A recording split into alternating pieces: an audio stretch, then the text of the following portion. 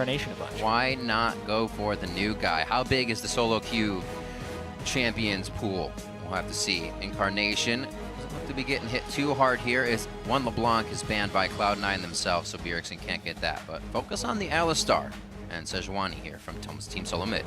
Yeah, Alistar is a pick that we'll be seeing more and more in competitive play. It was heavily picked and banned in the European LCS. So much of the early support game is about roaming right now, and Alistar is one of the best in doing so. Pretty swift picks and bans, nothing crazy fast. Both teams know what they do not want to be facing right now. Team Solo Mid, however, definitely taking their time with the voice of Loco Doco here just behind them on stage as they finish this one up. Yeah, it's always interesting to see how the picks and bans change after major international events like MSI. Even though Urgot was this incredibly high priority pick there, he's been less so in the new competitive seasons across China, Korea, and Europe. And now North America gets a chance here. Rumble, actually, the first pick. Same as it ever was for Ball. Same as it ever was. And that Ashe ban as well. You think about the changes that just happened to her and the synergy Sneaky and Lemon used to have with Ashe and X lane. So could be very big for them coming this season with those changes. The Rumble, however, gives Cloud9 a bit of objective focus already here. Yeah, and I really wonder what TSM's going to end up doing here with Alistar already being banned off the board. They may just look to try and take Thresh. Those might be the two major supports these guys are trading against each other. I also wonder if we're going to be seeing a Rek'Sai early pick, not from TSM. Maybe Cloud9 picks it up on this rotation. Could be. Allow Meteos to be a little bit more aggressive in that early portion of the jungle. Gragas is still up if Santorin wants it. We've also seen a little bit of Evelynn here and there, kind of making her way back into the scene as well. Yeah, here I actually wonder that the Urgot is a flex pick between the AD carry and mid lane, although Wild Turtle hadn't played Urgot in competitive play, so when TSM picked it, it was typically a mid lane pick, but we've had a large offseason here where he would have had a chance to add that to his pool. A lot of damage coming out of C9 here with those Gragas, picks. of course. Gragas goes in. The Rek'Sai might just sway to the side of Team Solo Mid. Yep. Giving that to Santorin. The Thresh pickup here for Lost Boy. Very good. He can definitely have an early aggressive game, get himself into some sticky situations, as well as get that Lantern in for Santorin to get himself into some scary situations if they're roaming together early.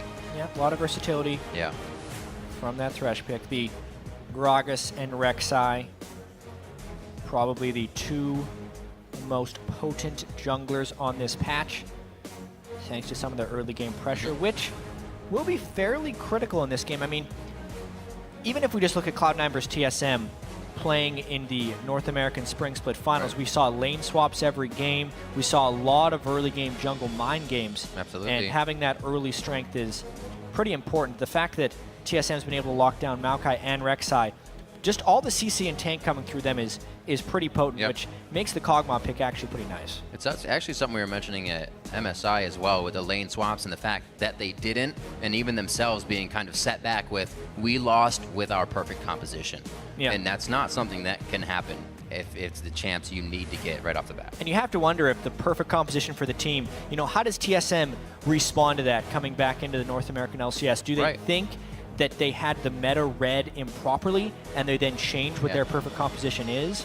Or do they judge it just based off of execution? It's always that interesting back and forth, and you never know how a team is going to respond after devastating losses. It's also very clear that that's a Kog'Maw mid for Incarnation. Yep, Sivir Nautilus making it all the way down. I mean, there's a Thresh on the board already, but it was a Bard Hover, yes, indeed.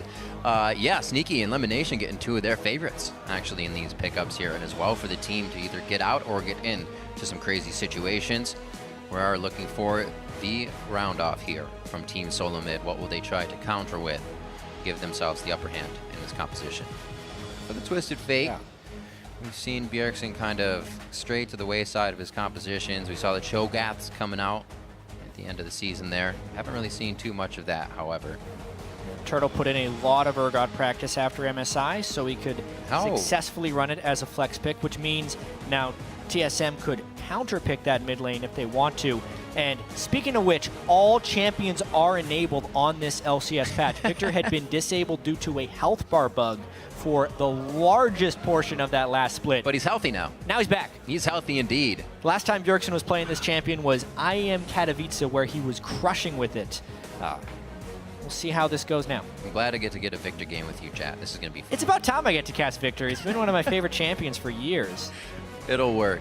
We'll see if Team Solo Mid can keep their right head. We heard a lot of the teams saying it was something they couldn't fix, just a tilt of communication, and it could not be righted within the games. Well, they're already in the game here, so hopefully the ship, as I said before, is righted. Cloud9 looking to see what Incarnation can do. What's your idea for this? Do you help that guy out or kind of let him flourish and see what he can do here on his first stage appearance? Well, on AP Kog'Maw, specifically for Incarnation, he's going to have to be turtling out a fair bit of the early lane phase. So if there's a lot of pressure, the only thing that he should be vulnerable to would actually be diving, which generally means I actually think Meteos is going to be more looking to help the other lanes and kind of leave Incarnation on his own. We'll have to see. Charlie getting the notebook from Lemon, making his way over to Loco Doco as the coaches shake hands for our first game here, coming in to the 2015 LCS Summer Split. It's been a little too long since we had LCS. I was itching yesterday watching the EU games. I was like, I want to cast this fight, and now we get the chance, Patience. and everybody gets to watch because it's going to be amazing. Head over to Twitter while the teams load into the game and share who you think will get the first win of the split. Tweet hashtag C9win or hashtag TSMwin as these guys make huge plays to @LOL Esports. We'll see how you're voting in just a few minutes. Everybody in the crowd is ready. A huge 10 countdown as the show started. And you know what? We're about to be on to the Rift and get our first game underway. Cloud9 versus Team Solo Mid. We're on the Rift. Good to be back. Good. Cloud9 versus TSM. We got some staples. Balls' Rumble in the top lane. Incredibly impressive competitive record. But we also get to see Wild Turtle's Urgot here, as well as, of course, the debut of Incarnation on AP Kog'Maw in the mid lane here. Credit to Turtle for learning that Urgot. Not a lot of AD carries like to play Urgot. They all have to, though. They all start to game. have to. And Bang's going to start doing it all the time. You got to be able to hit that on an international stage. Got to get your dance off. Make sure you're limber. Stretch the hammies. You don't want to pull anything. And everybody's getting ready to go in for the fight here. Interesting how both teams were actually posturing for a potential five-man invade. These teams had been doing defensive line openings for a large part of the split, and now it's actually TSM who bullies their way in for wards. They actually end up winning this one fairly heavily, because what ends up happening when a team five-mans at level 1 is they will invade for the wards, and oftentimes teams will fall back and then slip around the other side of the map to get deep wards of their own. But right now, TSM is the only team that was able to get 2 deep wards. So now TSM has knowledge of the blue side of Cloud9's jungle, but Cloud9 doesn't know a damn thing.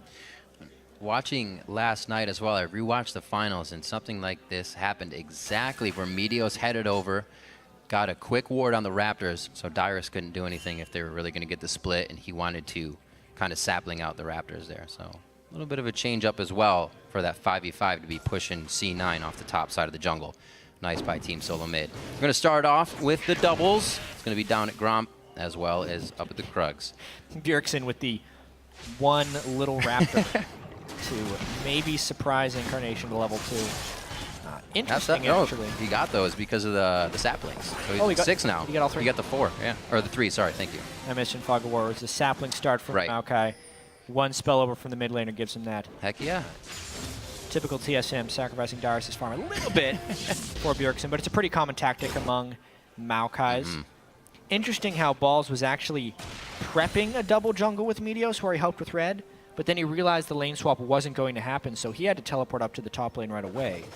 This will actually give Dyrus an advantage in that top lane. Push out quickly as well to Bjergsen. They make sure to put a mark on that mid lane immediately and try and make him at least blow a flash. Nothing though, as he's playing it safe for now, but you can see right off the bat, if you can get Incarnation just a little bit, they're going to try to, even if it was just a few CS or a bit of health. But so far, it's working in favor of Bjergsen still because of that knowledge. And now Dyrus moves in. Yeah, a lot of this is just based off the knowledge that was gained by TSM from the level 1. They had the deep wards, Cloud9 didn't. Therefore, Cloud9 had to guess where TSM was going to be, and they guessed a little bit wrong. So Balls was late to the top lane, which allowed an invade from Dyrus, which gives even more knowledge now to TSM, meaning they know where the Gragas is, and it allows TSM to play the rest of the game with knowledge of the jungle. And really well done by Dyrus. Still up in CS, even leaving the lane for that situation. So just timing everything perfectly. This is going to give Santorin time to work on whatever he wants. He's already down inside the Raptor camp on the side of Cloud9. Just getting some wards in. He wasn't able to pick up some resources just yet, but he does sneak right around Lemon there. I don't think he saw anything about it. Maybe he did. He's heading back down. Thinking about a counter gank here if it happens. Interesting sneak there by Meteos. He's waited long enough from when he was in his jungle that Dyrus would be playing overly passive to not do much, but the wave's in an interesting spot here. It'll be tricky if they wanted to gank Dyrus. Meteos, not his usual self here. He usually spends a larger portion of the early game just farming instead of doing a very slow through the top lane gank. That's going to set him back a little bit and maybe open up an opportunity for Santorin to pressure. Slowly waiting for one more step up, waiting for that wave to collapse in as well. They can't get the gravity field out in time. Incarnation flashes away. Got used to saying that name.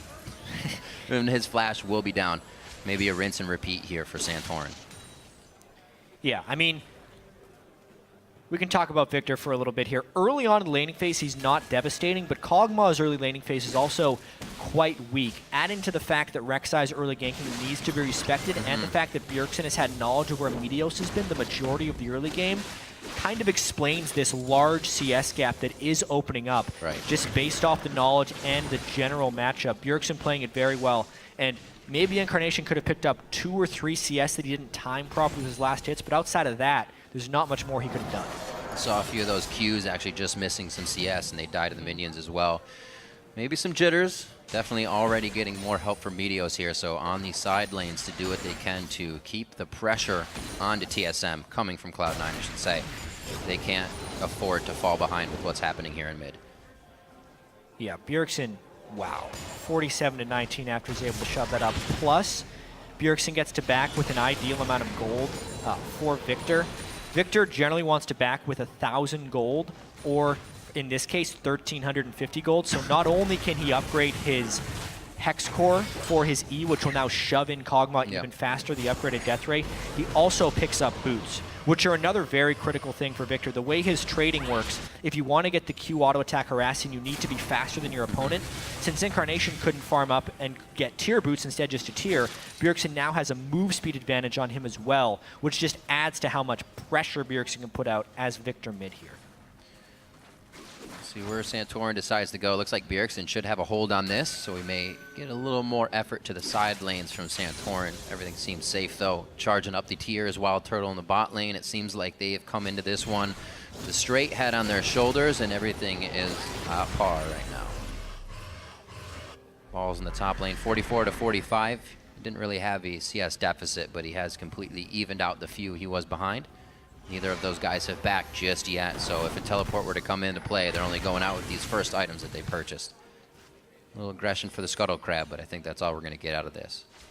Yeah, I think you are correct. A lot of river control here by TSM. If you look, they control both Scuttle Crabs as well as having some wards in the river. And it's only ended up costing Santorin about 3 CS against Meteos. It's been a very solid early game by TSM, and honestly, just a very well-played laning phase by Bjergsen. It's one thing to talk about someone's general mechanics in the mid lane. Oh, they land a lot of skill shots, oh, they get solo kills. But one thing about Bjergsen is, not only does he know how to zone people off CS, the CS that he can actually get, he almost never makes a mistake with a last hit timing. Getting pretty much everyone, and you say that's, as he misses one, you say that's easy, but honestly, even pro players like Incarnation miss several throughout the course of an early game because you're trying to keep everything else on track. Jungle timings, ward timings, harass windows, but Bjergsen seems to manage it all most of the time. The thing is, it escalates even more is when you miss the earliest waves that give you 2, give you 3, and have allowed Bjergsen to push Incarnation out of lane. Now that he misses a few, it's still going to hurt, but he wishes he did not miss those early ones right now. Not looking good for him. He did go back and get the tier, still has Ghost up for a bit of safety here. And he knows the fear of Santorin now back somewhere in the jungle. Dyrus, a little bit of roam as well. So it looks like they're going to start getting that chokehold onto any of the resources that Cloud9's going to want. And if we can't get blue to Incarnation, that's going to be very hard for him to do anything. Yeah. They've been able to push Incarnation back. He couldn't get boots on his first timing. He did get the tier, but now they know exactly when he's gone back to base. Not to mention, Dyrus has been able to take his early experience advantage and make it so Balls never gets control of that lane. I mean, this is procedural play here by TSM, but they're doing a very good job of it. It doesn't even look like they will give it a thought either. Incarnation runs right up the lane. He's going to try to get as much CS as possible as it crashes into the turret, and everything going the way of TSM here with a 2K lead just 9 minutes into the game. Or 1K lead, sorry.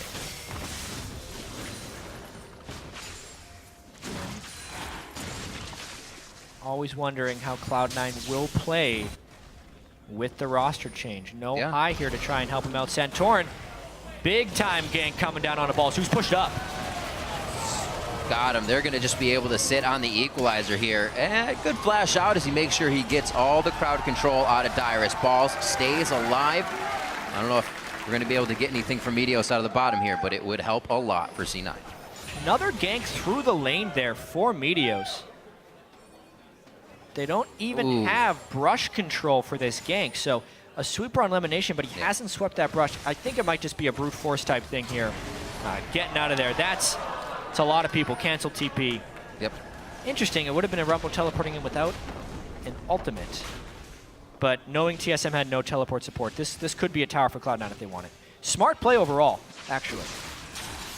It looks like Balls may actually get to the top lane and stop Dyrus from doing too much damage to this as well. Dragon's up.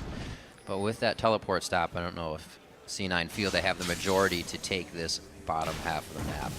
Incarnation is just set so far back by that laser, and now not having blue, he keeps eating that damage. Still about 40 CS behind. Bjergsen. I really like what Bjergsen's done with his Victor build. He's gone for the second upgrade of the Hex Core, so he's augmented his Q as well. And what that does is it gives you a quick move speed burst every time you Q. The thing with that is Q's a two-part spell on Victor, so it does a small amount of damage, but then it empowers his next auto attack. So what Bjergsen is doing is he's using the Q for the move speed, then walking into auto attack range, getting the empowered auto, and the extra thing is with Victor's Death Ray, it's an instant cast from the point of origin. So when he gets close enough to be in auto attack range, it's an undodgeable death ray, which will always hit Incarnation. So it's this incredibly reliable, high potency harass that he is pushing Incarnation out of lane with. And he's now 50 CS up onto Incarnation this early into the game. That is absurd. Not getting any easier. Definitely using his veteran status here on the stage to work past any jitters that Incarnation could be having. Yeah, this is what happens when you're really far ahead of your lane opponent as Victor, and why move speed can be so important, because it's those guaranteed death rays and the incredible amount of damage that puts out.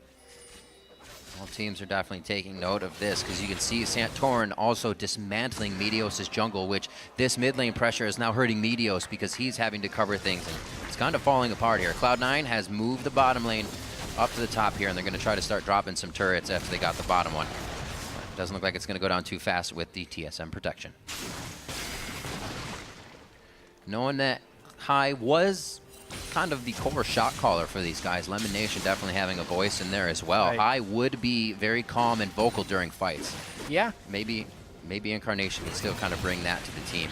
Meteos said don't expect too much out of Cloud9 at the start. If we look back to last split as well, Cloud9 was actually one of the most passive teams pre-15 minutes as far as kills and deaths. So typically they would kind of farm out the early game, and then they excelled in the mid to late game. Right. This is actually only a 700 gold deficit, which, considering the 50 CS difference in that mid lane, isn't that bad. If they can keep their turrets generally alive, they could still have a nice mid-game power spike here. But it will depend on that shot call. Yeah. A lot of pressure going towards Incarnation every so often. They don't stick with it, though. If they don't hit him, they leave, and they'll be back within a few minutes. It's not a tunnel onto this guy to kill him. They know exactly what they want from the side of TSM. Just banking on this 1,000 gold lead. They're getting pretty much everything they want, slowly but surely. Should be a trade here. So 2 turrets now for Cloud9. Hopefully some deeper wards can be placed to stop anything from coming out. Get Santorin's location. Still taking Meteos' jungle, though, so I guess deep wards aren't really helping because they need him defensively right now. And Incarnation is just so far behind on his item timings. Normally you need Tier and then Ludens onto Kog'Maw before you even get there. He's still 500 gold away from his needlessly large rod, which is really far behind. Although Dyrus is pushed up with no turret.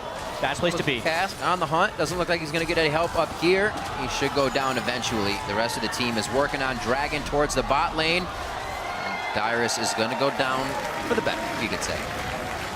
Somewhat. If Meteos is going to be up there, though, that's just not a place that Dyrus needed to be. It's true. Not necessarily respecting the move speed buff from Sivir and the chase potential of Gragas. But of course, the team was getting Dragon, so at least they win something out of it. All right, so first blood goes down. TSM also grabs themselves a turret in the bottom lane previously. Jeez. Once you get that death ray maxed up on Victor, you just don't miss CS. You throw one death ray down the line and you clear it, which gives him a lot of roaming potential as well. Knowing blue buff shall be up shortly. Yep. They're going for that one again. Let's see now whether TSM can lend the proper support here. We could be in for our first big fight over this blue buff because Kog'Maw needs it to continue to farm. That's another reason that this has fallen so far behind for Incarnation, because he can't farm from close range. He runs trying to spam his ultimate for farm. He's already half mana They're here. conceding. They can't help. He's not coming out of the mid lane. Balls is still standing in the bottom, trying to get a hard push on down there. And TSM can just rotate to the top here. Bjergsen's obviously going to protect mid, but they may get a fight up there that they want. Santorin using that tunnel placed quite a bit ago. That's the one he actually just ulted to. We saw that happen in Balls' first gank. So Cloud9's not really even in their own jungle to clear out these wards, to clear out these tunnels that are being created. They're not really getting the fundamentals out. Yeah. It's making it easier for TSM to make all of these moves. Right now, again, brute forcing them off a turret. Cloud9 has had to find these when TSM is away and doing other things. And wherever Victor moves is where Cloud9 has to move away. Yeah. Because of how strong Bjergsen is right now with that 161 CS, less than 16 minutes into the game. More than 10 CS per minute at the moment. So it's a rotational game right now for Cloud9. They do not want to fight TSM, and it's on TSM to force the right objective moves and not get themselves out of position, because team comp-wise, there's actually some really good mobility on the Cloud9 side. The Nautilus Sivir combo, as far as catching people out, is very strong, not to mention the Gragas initiation, so it's feasible for Cloud9 to get picks. They just have to not be outnumbered when they do so. I can't recall. Does Victor Ultimate stay alive when you die? Yes, but it will not follow the target. Okay, right. So it stays still. you no longer can control where it goes, but it'll definitely persist. Because I'm thinking if they bounce Bjergsen in, he could die fast to this composition. But if he gets his ult out as well, that could be a severely big error, or a severely big error. So we'll have to see. Definitely an option to get the fight in there. They have to get a good flank on. Some forward wards placed by Cloud9, or at least catch TSM when they feel confident enough to go back in for blue, go back in for something that's not theirs. But right now, that's difficult because everything seems to be theirs in this game. Just 16 minutes in, coming out very strong for the first game of the summer split. And it seems like, well, they may have righted their wrongs to MSI. That was still international, so that will loom. Yeah. We get to see them play that style of game again. Well, they haven't fallen behind in the early game, but they also haven't made too many aggressive moves. That's also because Cloud9 has been conceding a lot of things early on in the game here, and they still have to be wary of when Incarnation eventually finishes his Luden's Echo, which already 17 minutes into the game with this tier is very slow. 410. As far as Luden's Echo timings go, it's a 1,400 gold deficit he faces to Bjergsen in that mid lane. That's almost the whole gold deficit for the game. It's just based off the mid laners right now. But he finally finishes Luden's. Well, there's one good thing that can come of this is he will now know that Bjergsen is going to come at him hard in the mid lane. He did not give up one bit. He definitely took it to Incarnation as he would any other. And Incarnation did not know what was going to happen. Even with the pressure of Meteos in the beginning, Bjergsen said, oh, there's Meteos. Let me pressure even more now. Yeah, just so far a good plan here by TSM. Nice little 5-man invade. They catch Cloud9 also sitting with 5. They're able to get deep wards at the start of the game. TSM then tracks Meteos very well through the early game. Bjergsen gets his first item timing when Incarnation does not. He uses that to bully the lane. The rest of the matchups have been going fairly well for TSM. The roaming hasn't provided any kills really for either support, but the carries themselves are farming up fairly well. Yep. Only one death for Dyrus in the top lane, and that's all they could find. I mean, that's what teams try to find. In the end, that was only the first kill that really Cloud9 could get out of it. And Dyrus said those reasons really because he doesn't communicate to the team much. The waves pushing, like you said, the jungler's top, I don't need to be here kind of thing. So, we may not see that happen again for them. We also saw both of these teams go through last season with many games where they had a lot of very low kills by the end of the game. Especially when Cloud9 would win games. They'd win games like 9 kills to 1. It's when they started losing that they started doing crazy things. Yep. The unfortunate thing about this game is they are losing, but they're not really trying to take risks to get back into the game. They're probably just waiting for Incarnation to hit some better item timings and actually land poke before an objective, but he's just been so far pushed out that he's been unable to do so. The Ludens is there. Still, though, the mana just drops as soon as he starts to throw it out. Because he can't get his own blue buff. Yeah, using the consumables right away. Just tickling him right now. Dyrus been able to get a lot of MR. It's another thing. Cloud9's put a lot of AP into this one team, which is allowing TSM to put some pretty heavy magic resist on their members early. Bjergsen with the Abyssal Scepter. Great buy in this situation since it's Rumble, Gragas, and Kog'Maw. So much aggression. Hooks coming out, the lasers, Dyrus walking in as well. TSM wants this fight, whereas Cloud9 is kind of saying, we can only take this if they make a mistake. And they're already backing off wholly from this, knowing they don't have the wards, except for one right there on Wild Turtle. Slowly moving back in. Lemonation looks like he's going to be the meat wall in this one. Sneaky's still holding the ultimate. Yeah, TSM will take a fight if Cloud9 engages, but don't expect TSM to go crazy here. Nope, there's Dragon. They also have crab control. It might be difficult to fight in, even with On the Hunt, and they make it out alive. Doesn't look like there's going to be much of a fight anywhere for that one. Another Dragon over to TSM, and Cloud9 hadn't even been pushing middle, something we may have seen previously, that they kind of take control of something, move TSM off it, but they're a little late to that. Yeah, kind of in between decisions that they need to make. Right. Whether it would be hard pushing mid lane or going down for the Dragon. They're just giving this TSM team a lot of respect, but kind of sticking in the game, right? They're not falling too far behind. The Dragons are starting to stack up. Baron will become a threat, but they've only lost their outer turrets, so they haven't had that back-breaking moment yet. They're just getting kind of scratched out right now. Watch this. Near impossible to push this guy in. Well, if they get enough poke down, see, that was hit. Incarnation did get a blue buff for the first time this game, and let's watch this Ludens poke. They're just going to set up camp outside here since they know there's some TSM people that have to go back. There it is. And they're going to delay the backs until they can get that mid lane turret. Especially coming up, he just hit level 12, so that range gets very big. Even his first level, he's like, this doesn't feel long enough. Level 2 and level 3, they both feel really good, and they're already starting to use it. Incarnation moving up with the tank line of Lemonation and Meteos with him. Looks like Meteos is still going to stay in the jungle, make sure they can get their wards pushed forward, and the first time they're really starting to put their foot down here. They did catch TSM after that Dragon, but we'll see if C9 can follow up with this and keep it going. Yeah, all you need on an AP Kog'Maw, Ludens and a blue buff. Plus tier. You did it. So much base damage. Stayed alive in lane. It was rough. 231 to 171 there. Now, as a full team of 5 cannot be stopped by just Dyrus himself, and the team isn't really ready for it. Bjergsen actually wants to get his blue along with Santorin over protecting that turret. They feel like the fight overall may be theirs, so not worried to give this up. Yeah, poor play there by TSM. They heavily prioritized a blue, which isn't necessary at the moment. Now, they kind of sent half of their defense up to the top lane when they could have lost the turret anyway. They're going to try and get this mid turret down, but with home guard boots, Cloud9 can get back pretty quickly. It's going to be close.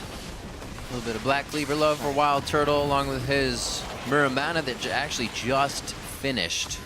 And that is 586 on Incarnation, so you can kind of see the difference between their tiers stacking.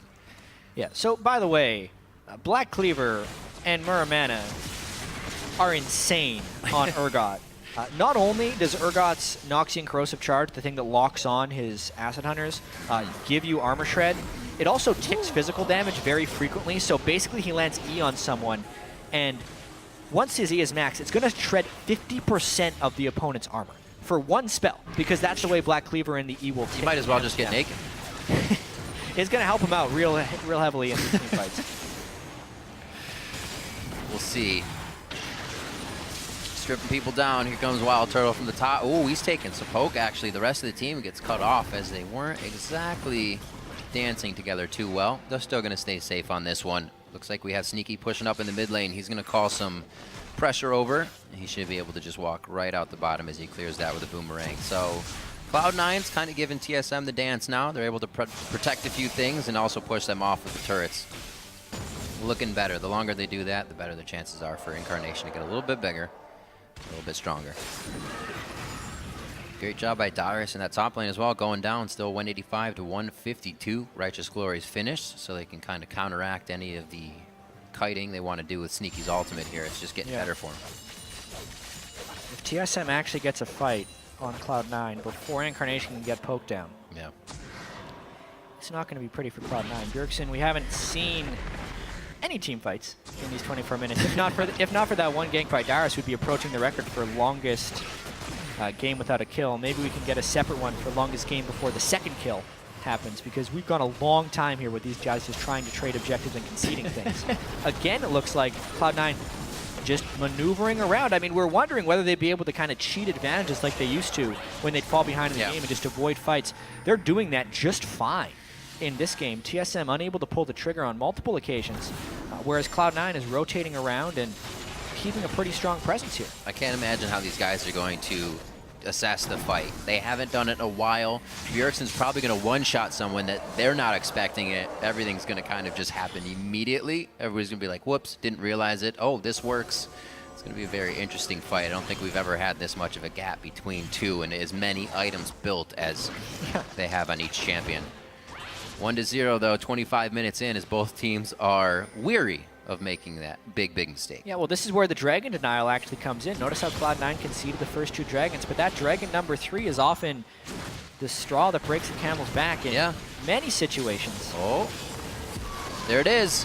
On the hunt, throws down the gravity field, it flashed over the wall. Death Charge is going to go off to the side, and they are right onto Incarnation. They let him run through the lane, and then they actually flanked Cloud9 on their own initiation. Team Solo mid now onto Lemon, and it looks like they will be able to continue down the pressure right to the inhibitor turret.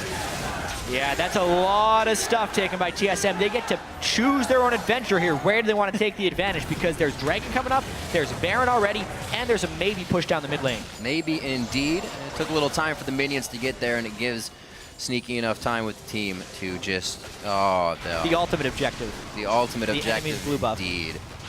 Unfortunate once again for Incarnation on that, and the one fight they tried to take only gives 2 kills over to TSM, so you can still see how careful they are about taking these. Well, TSM wanted to double team that blue buff, which means Cloud9 might try and harass this Dragon a little bit. It's going down low. Balls and Sneaky trying to 2v3 that here. turtle damage onto Sneaky, already half health, 2 shots. Great spell shield to stop the last one.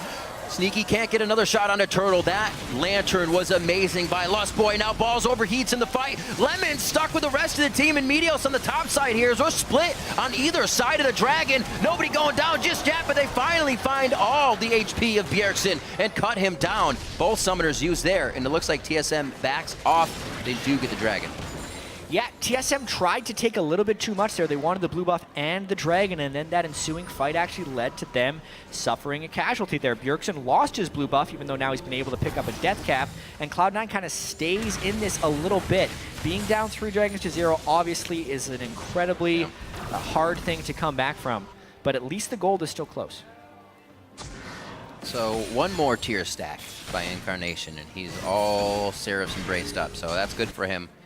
We saw the damage there coming out of Wild Turtle in the fight versus Sneaky. Everybody kind of can gauge the damage now. They know what they're going up against in these fights. Baron is definitely going to be an option quite soon.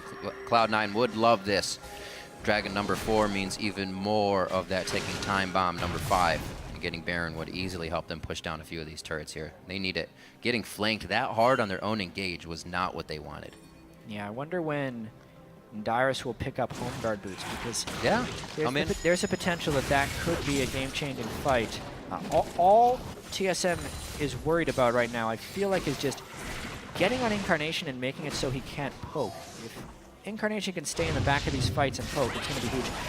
Watching this fight once again, it's a very slow collapse in by both teams because the Dragon was so contested and slow since it was a 2v3.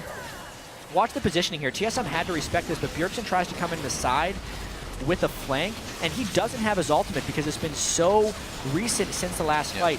And Meteos singles him out very well with the body slam for the stun and an ultimate to knock him back, which is what Meteos is going to want to do in pretty much any of these fights. Meteos needs to track his cooldowns very, very well because he wants to use his ultimate to disrupt Wild Turtle's position reverser, which is very key, but also he wants to use it to throw Bjergsen back, so it's really whichever one or opportunity comes first. And it's difficult. He's basically the only one. You have depth charge and anchor toss, but those aren't going to hit immediately. So you're right. It's going to be quite difficult. We did see, though, that caveat of grabbing Bjergsen with his ult down. You said he isn't able to crush everybody right away in the fight. So if they can keep doing that, kind of that is their prerequisite for the fight. They should be okay. He, however, has grabbed himself now a death cap. Also on that leveled up trinket. 315 CS to 227, just about 100 over right now in Incarnation. This is, like I said, Seraph's Embrace has been finished. A little more protection from him, but I don't know if there is enough peel unless Lemon Nation is hip and hip with him and Meteos in a fight. Yeah. It's going to be tough. The peel will be rather difficult. Sneaky, known as the best AD carry in the North American region, though. Yeah. Especially going Blade of the Ruin King, so he's going to try and peel a little bit for himself.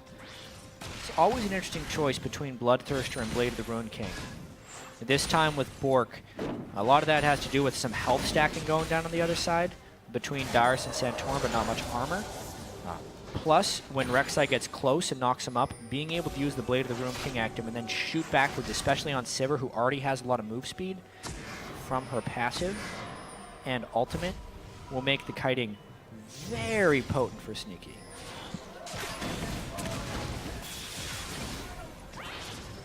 3%, 47, a very, very close vote between all of the fans out there, and a very close game indeed. There is quite a difference between the mid lane, but Cloud9 is keeping themselves in this one, holding on to the last few rungs of the ladder. It's looking shaky though.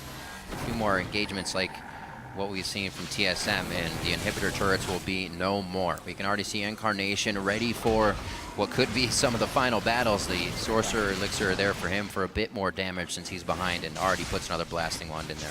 Yeah, meanwhile, Bjergsen's already consumed his. Bjergsen's sitting on 640 ability power right now. A massive amount for only being 31 minutes into the game. And they're just trying to control this blue buff area. I mean, if TSM gets enough vision up and keeps Cloud9 out of this area for long enough, they don't actually need to worry about having sweepers down because they would be able to keep them out and know there's no wards. But honestly, it's really all about just this blue buff denial over and over, so Incarnation can't poke them. Oh, he got it! Did he? Caustic Spittle for the win. Whoa, that is such a huge potential swing. With the blue buff onto Kog'Maw, it means TSM can't safely go in for this Baron because the poke can persist from Incarnation's Cog. What a game-changing steal there. Big. Now they've even more wave clear as well. So coming up to the turrets for TSM gets that much harder, that much easier for Cloud9. 40 on Dragon, a pivotal time here to get that blue buff. And you can see Incarnation, he's not spitting out loogies willy-nilly. He's still got a full mana bar, and he is waiting for the fight to commence. Slowly but surely, the teams now are warding each other out here. Meteos actually gets popped, so he's forced to use the Raptor. And it looks like they are going to be setting up 20 seconds before I think we get our first real fight here in this game. Both teams are going to have to take it. Number 4 is too big for TSM. I'm a little confused by Wild Turtle's build, but that's not relevant right now. They're going in. Nice catch on Bjergsen. That was Bjergsen and Turtle actually hit by that, or Lustboy rather. They start to back off of this one. They should be okay. Sivir ultimate's used on that one. They're just saying the Righteous Glory would bring them back in range and kind of negate that distance, but everybody had a little too much yardage on each other, and now back down towards the Dragon. They remember the objective at hand. And it looks like still, now that's actually, pretty huge. I should say Equalizer down, as well as Sivir ultimate. 3 ultimates down for Cloud9. No ultimates down for TSM, although Bjergsen is sitting at half health without heal. Tries to zone there. This could be Dragon 4. It is. Dragon TSM should fight. 4, that puts the timer on. C9 has to do something big before 5 comes up. That's 6 more minutes, and so far 1 kill onto Dyrus is going to help that cause. Looking at Turtle now. Lustboy puts up the box. That's going to stop the rest of the team from clearing through. It's the flash body slam on a turtle. Balls picks up the kill. Anchor toss just missing Lustboy, but there should be enough to take him down. And that's Incarnation with the living artillery, picking himself up one. 5-3 now. Cloud9 on the board with a few more kills. Such a strange fight right there. Cloud9 was down 3 major team fight ultimates, and TSM had all of theirs, yet they decide to split after the Dragon fight, not commit for anything powerful, and just let Cloud9 kind of just mob through them. Yep. Even though I think TSM would have won that team fight, TSM got 4 Dragons, but at what cost is the real question. This Baron's going to go down. Eat it alive. One good thing about having a Kog'Maw as well, that Blade of the Rune King only to boot and chunk down that beast. Baron goes over to Cloud9 after being on the back foot practically all game. 34 minutes in, they finally may be able to put their foot down and push some waves. Let's check this out again. Yeah, I mean, watching this, yes, Bjergsen's a little bit low, so he ends up giving a lot of respect, and he's probably making the call to fall back because he himself is a little bit low. Dyrus had other ideas because he goes all the way in. The Caustic Spittle ends up zoning them out, and at this point, TSM scatters. If only they could have stuck together and all fallen back through the same choke, that would have lined up for Bjergsen's full combo to kill the team. But TSM splits up. Cloud9 stays together, and they also avoid Bjergsen, kind of the two things that need to happen for them to win a fight. But with 3 ultimates down, it's remarkable that they could win that fight. Remarkable indeed. That blue buff Incarnation got back as TSM was stealing it, wore off just as they got to Baron, so it was perfect for that Dragon fight, and it really did become one of the bigger plays that Cloud9 has had throughout this game. See what they could do here at their first set of inhibitor turrets. TSM really hasn't reached this point yet. They had a few good fights and then were staved off. Cloud9 here a bit closer now with a chance to keep going as the ultimates that all 3 that they used are back up now. Yeah, and the Baron buff. TSM with people back in base, although the tower sieging from these two teams is not that great. Yeah, Sivir and Urgot are the AD carries trying to get it from both sides, and this is a brute force teleport engage. Dyrus coming in from the backside there, did not see that, but Cloud9 forced to use the Sivir ult to put themselves back in the fight. There's 2 for Incarnation, looking for a 3rd one, actually puts more damage onto Turtle, so he cannot stay in the fight. Bjergsen with a sliver of health gets out of this one, and it looks like they are going to have control of the inhibitor. And with the Baron buff, this could be Cloud9 winning the game if they play their cards right. Bjergsen did not go down, so maybe he can hold them off. Cloud9 is going to take a whole bunch of advantages off this fight. Bjergsen does not have home guards right now, which allows them to get the inhibitor, but they don't feel safe enough to stay against the all-powerful Victor right now. Maybe enough for a top lane turret if they don't have to enter the base. They're going to have to be careful. That damage onto Incarnation makes them think twice. They lose a bit of auto attack damage onto the turret, and they may not have enough to clean this one up. Lemon Nation gets taken down by the Afterburst. You can see these powered up mid laners at this point in the game. Even though Bjergsen has outfarmed Incarnation by 100, the fact that the late game Kog'Maw with level 16, just an unreal range on living artillery. It's basically the whole screen. I think it's about 2100 at the max rank. Plus the Ludus proc and all the magic pen he's put through. I mean, Incarnation is hitting like a truck right now. He is only going to get stronger. Just watching this fight, TSM, I don't think Cloud9 is going to be able to siege that turret, but TSM decides to go in anyway with Bjergsen really far behind. The Equalizer ends up zoning him. Look at how much had happened in that fight before Bjergsen is even involved. Dyrus was completely killed. Cloud9 is the one with the better team fighting play right here. They just brute force their way into that turret. Ball Zonias is the aggro away to stay alive, and Bjergsen has to respect the Kog'Maw living artillery because he was late to the fight, and by the time he arrived, it was over. 3, 1, and 4 now.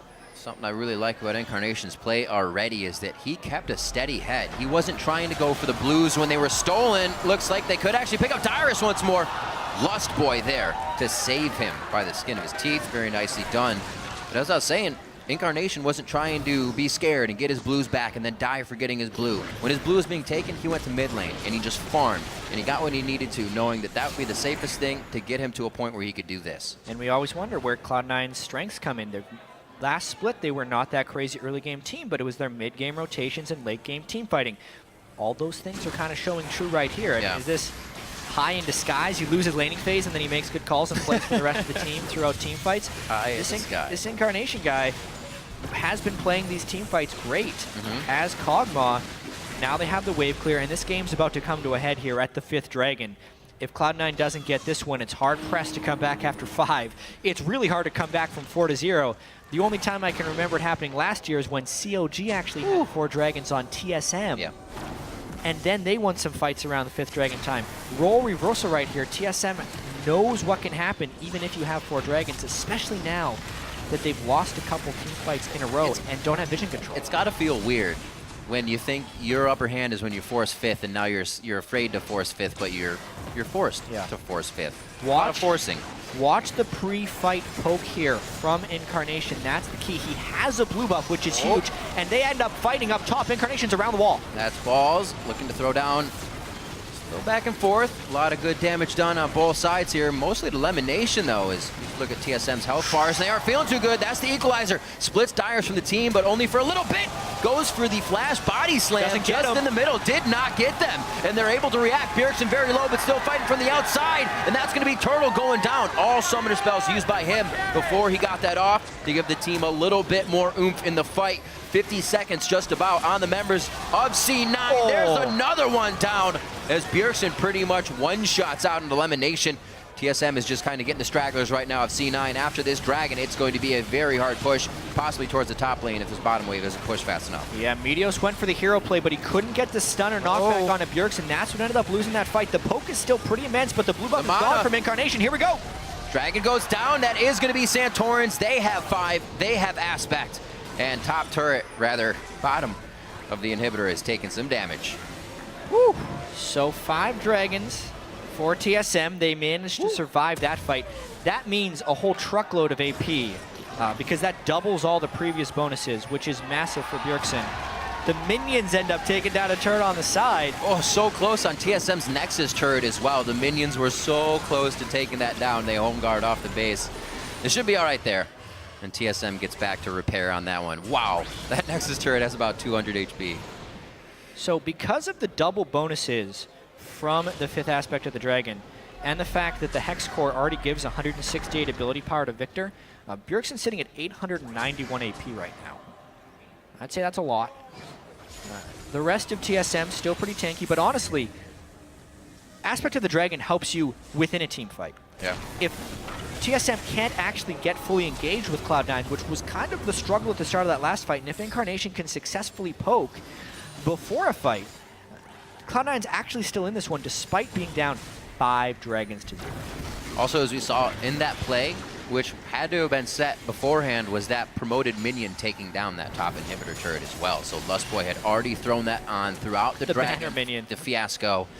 They had things planned ahead. They're setting the chess pieces in order before they really need it.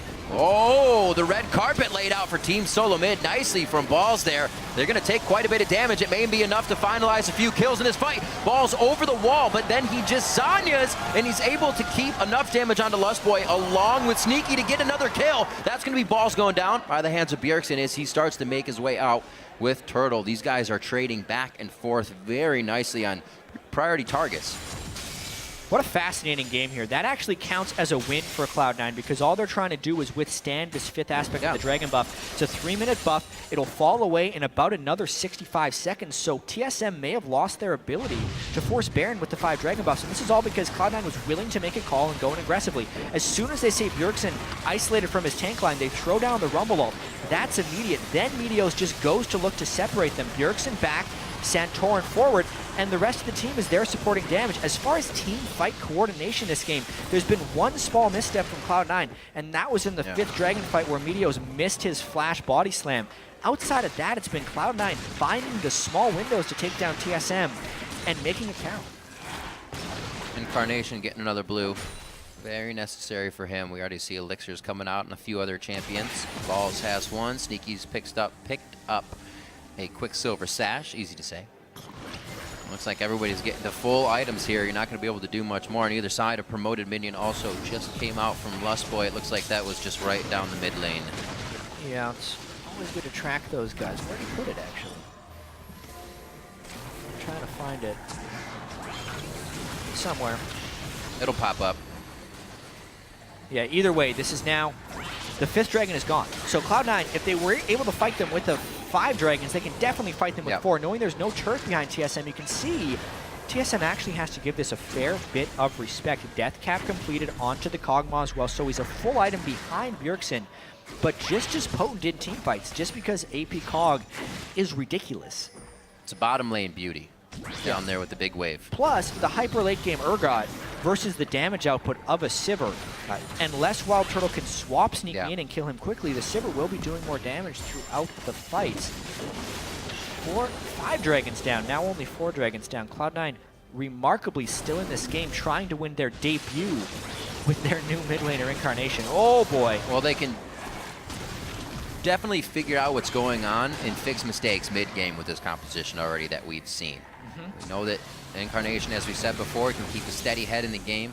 Meteos was back and forth, although having a bit of trouble in the jungle at first, finding ganks. Oh, man. Still kept the team in for the fights, and that promoted minion was in the bot lane. Yeah, and it's doing work right there. Lustboy finding the right lane, perfect lane to promote the minion, because they know they're going to be playing this around the Baron right now, and someone needs to go down and deal with that giant minion wave, but they have to fight now. That choke point, though. That Luden's hit coming out as well. They're going to wipe down Team Solo mid here. Bjergsen very low, can only do a few things from the outside, and he might cast his last ability here. His death comes from the explosive cast, and a slam of the belly coming in from Meteos. A triple kill for Sneaky. Ball's chasing out Dyrus, and potentially an inside the park ace here, as Dyrus won't be able to do much for the team but run away. That choke point that TSM walks through, Cloud9 again finds the fight, giving up 5 dragons throughout the game, but now with 50-second death timers across the board, and Maokai's the only one surviving for defense. This could be Cloud9 winning their first game. Very nicely done. They are going to rush up the mid lane, Jat. It took quite a while. We had 1 kill for 23 minutes in this game, and now it surmounts to 15-9, 45 minutes in, over 100 CS behind. Incarnation held his breath in that mid lane, making sure he could make it to the mid, make it to the late with his team. Dyrus doing his damnedest here to shut down Cloud9, who already had the head-to-head against Team Solo mid, and look to stretch it just a little bit more. 45 minutes on the clock. TSM trying one last time to go for broke on the stoppage, and Cloud9 pick up the first win of the summer split over Team Solo mid. Wow. Against the defending champs right there, too. Down 100+ CS in the mid lane. 5 dragons to 0. Yet Cloud9 wins the team fights down the stretch. The Rumble ultimates from Balls in the critical choke point. Sneaky staying alive in the team fights. And the Luden's procs there from Incarnation's Kog'Maw. Just enough to take down TSM in 45 minutes. Enough indeed. Very nicely done by the team. Strong play throughout, keeping their heads up as well. It would be very easy for a new player to just kind of feel down and out and be quiet in that situation, to even have a little bit of tilt.